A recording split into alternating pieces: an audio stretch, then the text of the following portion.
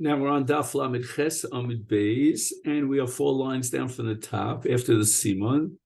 Rabbi Yeshua ben Levi. So we have a whole string of 8 different statements from Rabbi Yeshua ben Levi. Minayin shakadosh baruch hu misavel lebirchas kohanim. Hashem has a desire for the brachos of the kohanim. Shenemar v'samu shmi al pnei Yisrael v'ani avarchem. So from the fact that the Shechina is writing about the bracha, saying about the bracha, that ani avarchem, it sounds like the HaKadosh Baruch Hu himself has a desire for the bracha. It's almost like l'tzorach gavoa, not l'tzorach shel klal Yisrael.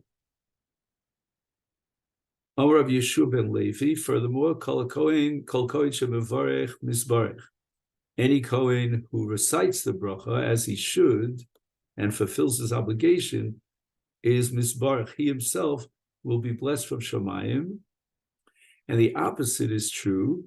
V'she'eno mevarech es Yisrael.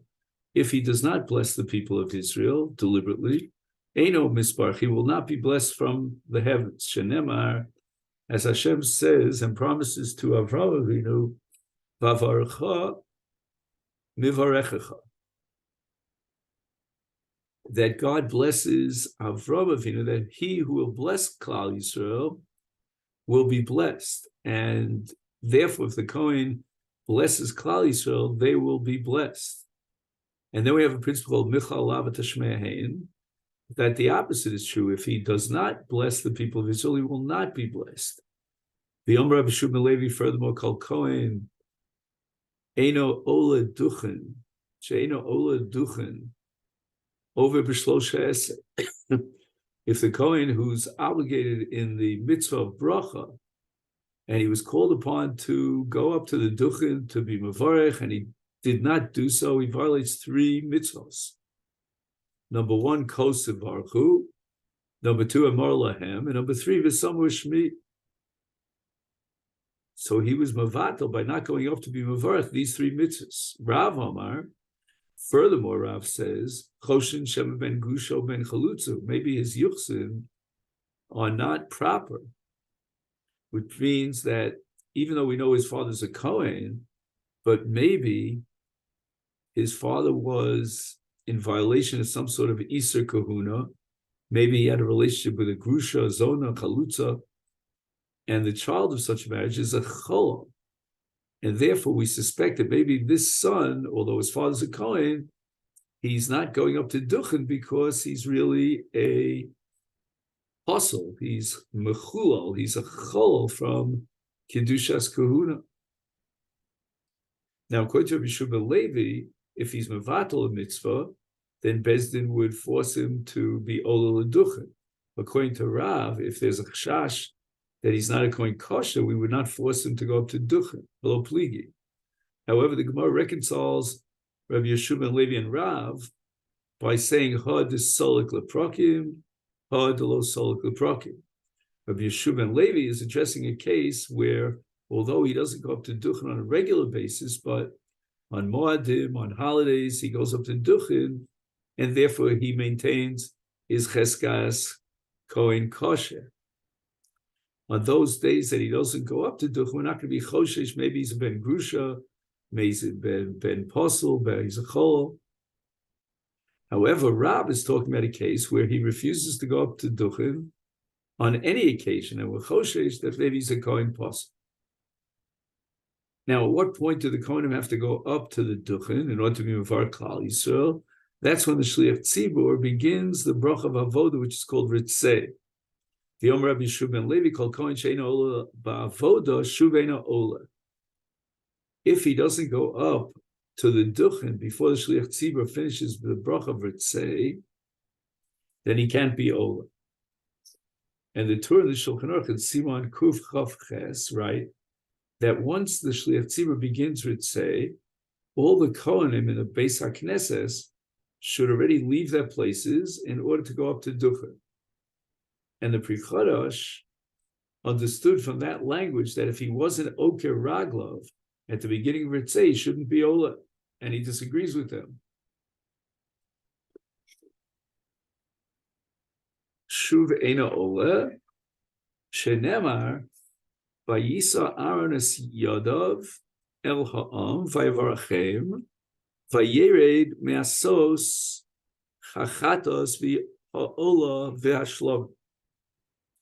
So Aaron was nosius yadav while he was osek be'avoda, and he recited the Birchas Kohanim. Only afterwards, he was yored me'asosus avoda. So Malahal, just like the bracha of Aaron was ba'avoda afkan, so to Birchas Kohanim, even outside the Mikdash, is ba'avoda. And Kohanim could not be mevarich in the middle of the bracha of avoda because there's a hefsek in the bracha, so they were masakin that. Oh, so you might say that sometime during the course of the avoda, the Kohanim should be mevarich. They have to be ol duchen at the beginning of ritzeh. No, the Rabbanan made a takana to delay the actual bracha until after Birchas Hodah. Why? Because avoda and hodah are considered like one theme, one topic, and that's based on the Gemara Megillah Daf Yud Ches. In any event, they were masakin at the beginning of this askus b'mitzvah, meaning the aliyah l'duchen should be done b'shas birchas ha'avoda.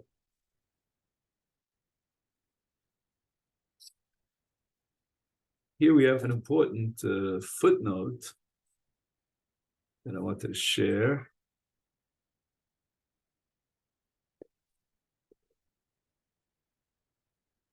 First of all, the expression ol l'duchen is derived from the fact that in the Beis Hamikdash, the Kohanim stood on an elevated area when they were mavarech.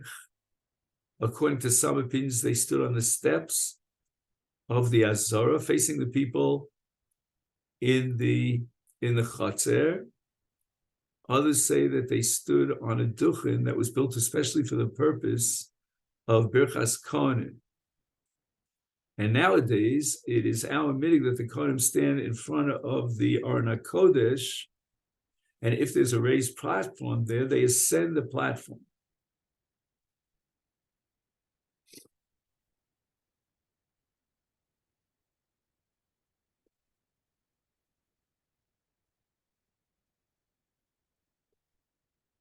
Now, the pasuk seems to imply that Aaron recited Birchas Kohanim while he was involved in the avoda, and the pasuk says he descended from making the korbanos, and only after he was mevarech, then his avoda was complete. Now, we should not understand that Aaron interrupted his avoda in order to recite Birchas Kohanim. The Gemara Megillah on Yud Ches that we mentioned earlier infers from the pasuk that he actually finished his korbanos before he recited the Birchas Kohanim. And once he blessed the people, he had finished everything he had to do. But our Gemara seems to imply that since the pasuk puts the recitation of the brachos before his descent from the avodas hakorbanos, it's teaching us that there's a linkage between Birchas Kohanim and the avodas korbanos, meaning that the Birchas Kohanim is integrated into and is part of the avodah. Now, as we said before, the Kohanim are ol l'duchen at Ritzei, but it's not until after Modim and the completion of Hodah that they recite the Birchas Kohanim. They can't recite it during the Avodah, because even Aaron would only recite the blessings after he completed the Avodah. And the Kohanim also did not interpose their brachos between the Avodah and Modim, because these two brachos, as we said before, integrate to form one unit. And Modim is an integral part of the Avodah. So the Chazak calls out Kohanim after the Modim, and it's time for the Kohen to be Mevarech. If a Kohen had not been Oker Raglav to leave his place and go up to the Duchen during the Avodah Bracha, he may not go up even when the Chazan calls out Kohanim. However, the text of Shmon Esrei was completed and composed midrabanan by the Anshe Knesset Hagdolos. The Gemara establishes Megillah Yud Zayin and Beis, and it contains an avoda, a blessing of avoda, that was a nusach created by the Rabbanan. Now, the Kohanim are not required, according to Torah law, to go up to the Duchen during the avoda service. Rather, in order that the Kohanim's rendition of the bracha should parallel, should reflect and correspond to the way Aaron did it, so the Chacham made a takana, they should go up during the avoda bracha. The brachas avoda, not afterwards. If the Kohen fails to go up at the ordained time, but he wishes to go up later, he is prevented to do so by rabbinic decree from fulfilling his Torah obligation to decide to deliver the bracha. And this is based on the principle that yesh koch b'yad chachamim lakar davar min Torah b'shevi al taseh.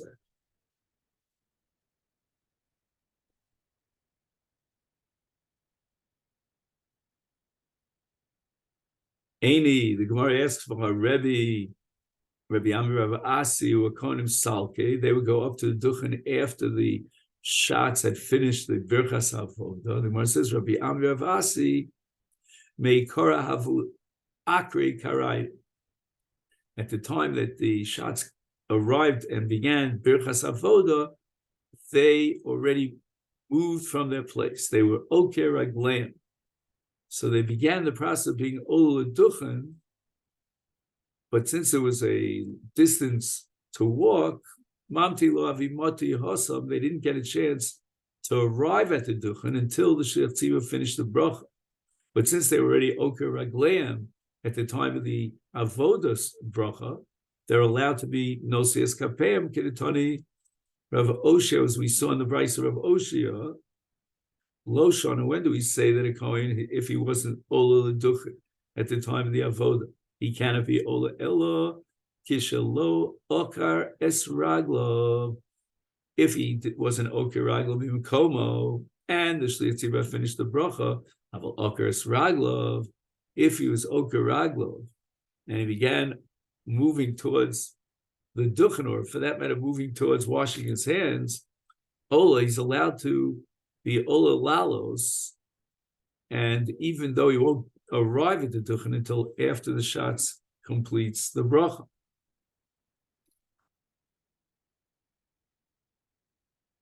He says, Ein Nikra Kiras Raglov, Ela Kisha Okras Raglov Lekivun HaDuchen. He says, not like I said before, he says, Im Okaras Raglov Litzad Chutz Lo Leches Litol Yodov Eno Nikra Kiras Raglayim Afal Gavdak Netila He Hechshel Birchas Kohen. So this seems to be a problem if he was Oker Raglayim, but he's on his way out to be Notel Yodov, whether that's considered an Akira or not. There is an opinion of the Pri Megadim that Akira Lirchotz Yodov, as we said it, Nechshavas Akira. And the Aruch HaShulchan says, B'di'eved, Akiras Raglayim Litol Yodov, Nechshavas Akira. So I suppose that B'Shas Adchak, we could rely on the Pri Megadim and the Aruch HaShulchan. Utnan Nami, we have a Mishnah in Brachos on Daf Lamed Daled, and we're talking about an over Lifnei Tev the Shliach Tzibur. He's not Rashoy Lisas Kapov. If, let's say, he's the only Kohen in the shots, because we're afraid that he'll be so scared, that's called Amos Hatzivur, that when he gets back to his tefillah, he won't know exactly where to begin his tefillah, where to pick it up in Sim Shalom. And therefore, Im havtechaso shenosis kapov v'chosel tfasor rashoy.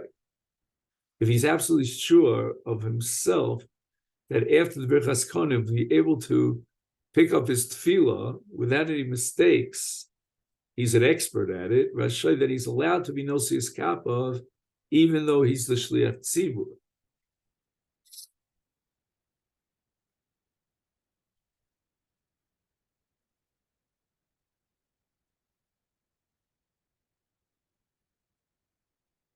But according to one opinion, if there are other Kohanim who could be nosius kapov, then he should not be nosius kapov.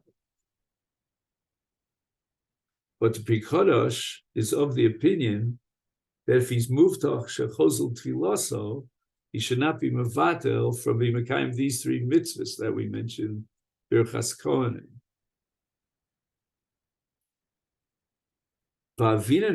And we ask the following question: how is a shliach tzibur, a Kohen, allowed to duchen v'halo okar? He wasn't okar ragla. Ella dinod purta. And he moves a little bit from his place at the time of Birchas Avoda to show that he's being mechaven himself, lalos leduchen. And that's enough. Ochanami here too, in the story of Rabbi Ami and Rabbi Asi, the Okar Purta. They were Okar Aglema Atmim Komon. And they began to be Ola towards the Duchen at the time of the Birchas Avoda. That's enough. The Omer Rabbi Yeshua ben Levi Noslin Kol Shel Broch Levarech. We're talking about Birkas Hamazon, Elo Mishu Tov Ayin. Tov Ayin means he's a Sone Betza, but Gomel Chesed B'Mono. He doesn't want to take more money.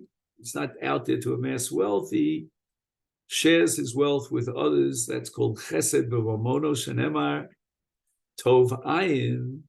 Tov Ayin is that person, as we said before, who shares his possessions with others. Hu Yevorach Ki Nosan Milach Moladal, because he shares his bread with the destitute.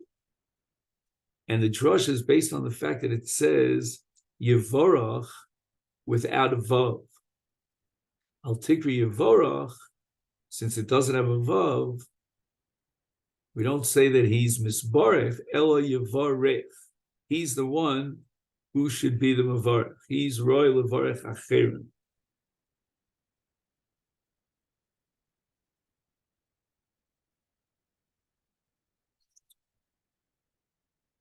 It says Levarech es Amo Yisrael bi'ava in the bracha.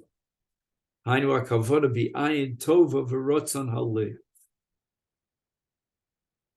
V'yom Rabbi Yeshua ben Levi nayin shafilu ofos makirim b'tzorei ha'ayin. If you take this literally, it means birds will know to stay away from someone who's a tsar ayin, who's stingy. Shenemar, pasuk in Mishlei, ki chinam mizora haroshas bi'enei kol bal kanaf. So we should see this pasuk in the first chapter of Mishlei in its context. It says earlier that kol hon yokar nimtza nemale batenu shalom. And regarding these people, the pasuk says that Yeshehei menichem reshes latzuda ofos, they put out the traps to trap the birds, and the mefazer betocha reshes chitim siorim. That's what the bird trappers do to attract the birds. It's a waste of time. The Ophos recognize that the Bailim is a tsar ayin. He's not going to come and benefit from these chitin of siorim that were placed in the traps.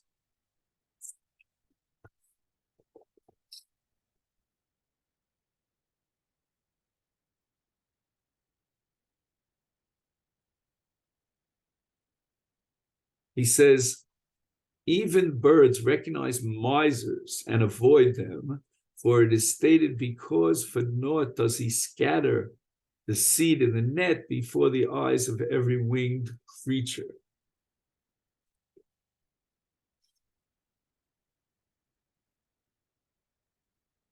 The Maharsha explains that although birds certainly lack the capacity to discern the hunter's nature, the Almighty, who provides food for all living creatures, does not accept the grain prepared by a miser as feed for his birds, his with a capital H, and therefore directs the birds elsewhere.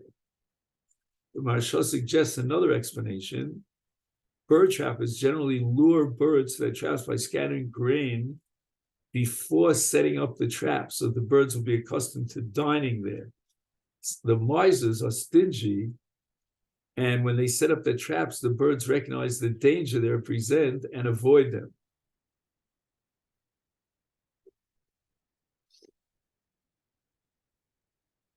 The Amar Rabbi Yeshua ben Levi, Kol Hanena Mitzarei Ha'ayin Over Balav. Anyone who derives benefit from misers transgresses a prohibition, shenemar, as it says in the pasuk, al tilcham es lechem ra'ayin, al tisav lematamein, ki kamo shar v'nafsho kenu echol ushsei yomer lecha v'libi bal imo. Do not eat the bread of a miser, for he is as one whose soul is embittered. Eat and drink, he will tell you, but his heart is not with you.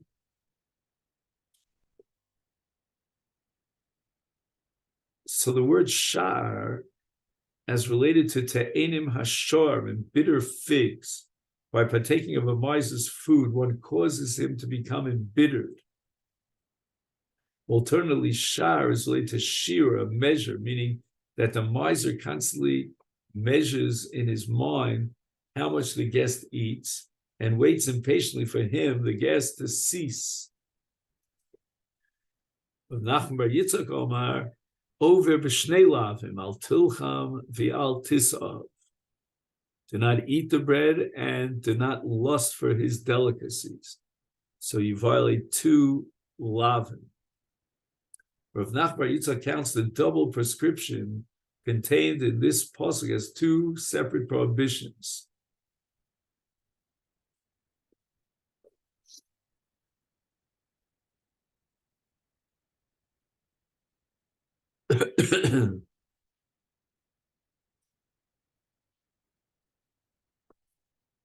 He says here that Rav Nachman bar Yitzchak Eino cholik Rav Shimon Levi el mefarish dvar, that when he said Hanena Mitzarei over balav, he meant two lav.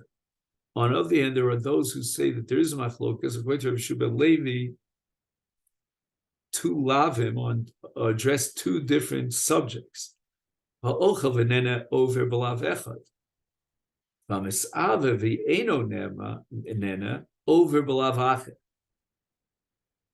Rav Nachman bar Yitzchak Omer shanena levado over b'shnei lav mipnei she'eino nena im lo isave mitchila. So the fact that he was nena means that certainly he was misave and he violates that lav, and then he violated another lav by eating. We find a dead body that was slain in between two cities, and the whole process of Egla Rufa requires that the Zakanim in the closest city go down and they declare Yadenu lo shofcha es hadam. The Omer Rabbi Yeshua ben Levi Egla Rufa ba ela b'shvil sorei ha'ayin. Because of these misers, shenemar v'anu v'omer Yadenu lo shofcha es hadam hazeh. They were stingy and they didn't give this man food. And we're going to ask, why is the Zakanim of the Sanhedrin guilty? As if they have to come by and say, Lo shafachno sadam, chi olal libenu also sheziknei bezdin shofchei domim. Would we have entertained the idea that the elders of the court were murderers? Ella, it doesn't mean the simple pshat, but rather they weren't the cause of shvichas domim. Shlobol yadenu patronuo velo reinu binachu lo yibob yadenu liyadenu ufatrenu below mezonos lo reinu below levaya. we were not guilty of letting him go without Seder L'derech, because it's possible that when he went out without Seder, he saw someone coming him that had food, and he wanted to grab the food away. He was in such a state of hunger. And the other one who owns the food, he killed him. Or, for example, we let him go without accompanying him, without a levaya. And that's a sakona. Omer Avad, Omer Av Simoi, Beis Knesset Shekulo Kohanim. If the Kehila of Mispalim are made up completely of Kohanim, seems quite rare, but it could happen. Kulam Olam L'Duchet. They all go up to Duchet. So the Gemara asks, Lemi Mevarchim. There's no one else in the call. They're all Kohen. So who are they blessing? Those of their brethren who are being osik from Loch and they can't come to shul and they can't hear the bracha directly, the bracha will be chal on them.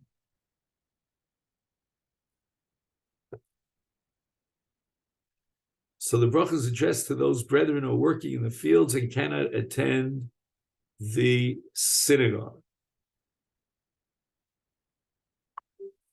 Now, on Shabbos and Yontif, the brachos will be addressed to those who cannot attend due to infirmity or other circumstances beyond their control. Eini, is this so? Vatani Abba Breder of Binyamin Bar Chio Am Shachore HaKohanim, those who stand behind the Kohanim when they bless the people, Einu B'chlal Bracha. They're not included in the block because they have to be face to face with the Kohanim. And the people at the fields should not be included in the bracha. They're certainly not face to face. And where it says lo kasha, the people who are in the fields are included in the bracha because they're forced by nature of their occupation to be absent from the shul. But lo anisi, the ruling of the brisa that we saw, that those who are standing behind the Kohanim are not included, that's a reference to those who are not in a forced situation. So if a person stands behind the Kohanim during the Duchanim, it's not because he cannot move in front of them, but because he does not value the bracha enough to bother positioning himself face to face with the Kohanim to receive their bracha, which is their requirement. So therefore he's not merited, doesn't merit to be included in the bracha. If one is able to attend shul but doesn't bother, he's excluded from the bracha. Vatani Rabbi Shimi Mibirasa Deshichore. So if Shimi came from the capital of Shichore, and he taught a brisa, Beis HaKnesses Shekula Kohanim, Miktasan Olim, Miktasan Onim Amen. Some of the Kohanim will be Oled Duchen, they'll recite the brachos, and some will remain in their places and they'll just answer Amen. And that seems to be a contradiction to Ada, right? Because Ada was of the opinion that in a case where you have Beis Knesses Kula Kohanim, Kulam Olim L'Duchen. And this brisa of Rav Shimi seems to indicate that we split the Kohanim. It's not that all of them will go up to be Mevarech. Lo kasha, but the Shtayr Be'asar or the lowest Shtayr Be'asar. The brisa is talking about a case where you'll always guarantee a minyan in those who are answering Amen. So some of the Kohanim will go up to Duchen and 10 will remain behind. And Ada is referring to a case where some of the Kohanim go up and afterwards there's no minyan left to respond to Amen. So if there are enough Kohanim present for some to recite the bracha and 10 to respond Amen, then the right way to do it is that 10 should refrain from reciting the bracha, but rather serve as recipients on behalf of the kehillah, including those in the fields. But if there are not enough kohanim present for 10 to answer Amen, then those who would remain are not significant enough to warrant receiving the bracha. Therefore, all of them should go up, and the bracha should be addressed purely to the Amshet Besados, to their absent brothers in the field.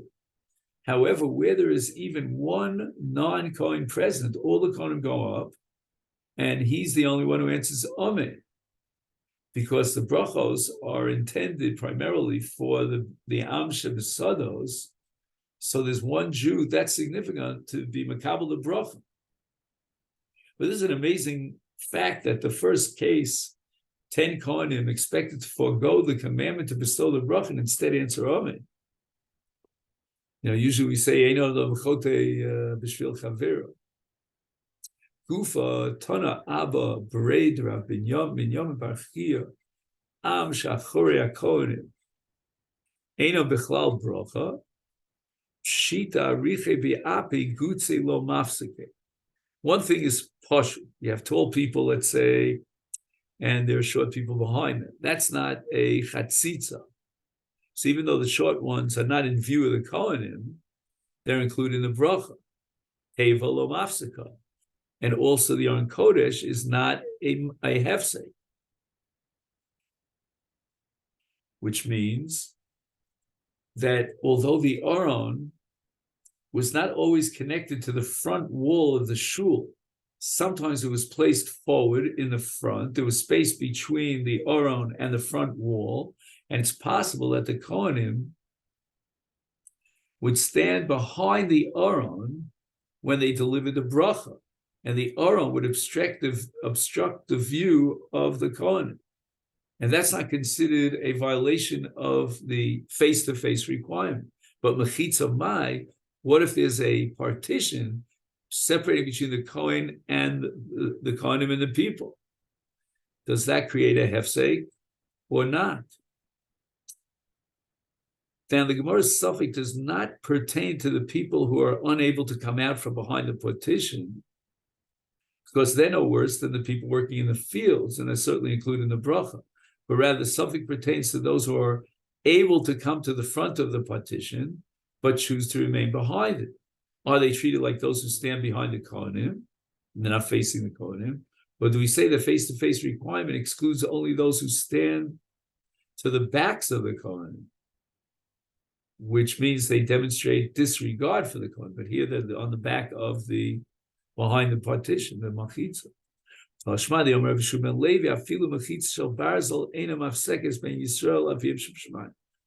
Even a metal barrier does not interpose between the Jews and their Father in heaven.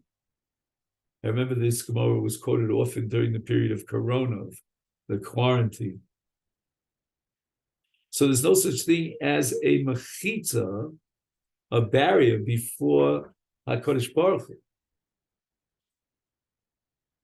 Therefore, those who are behind the partition are not less able to receive the bracha bestowed by the Kohanim than those who are in front of it.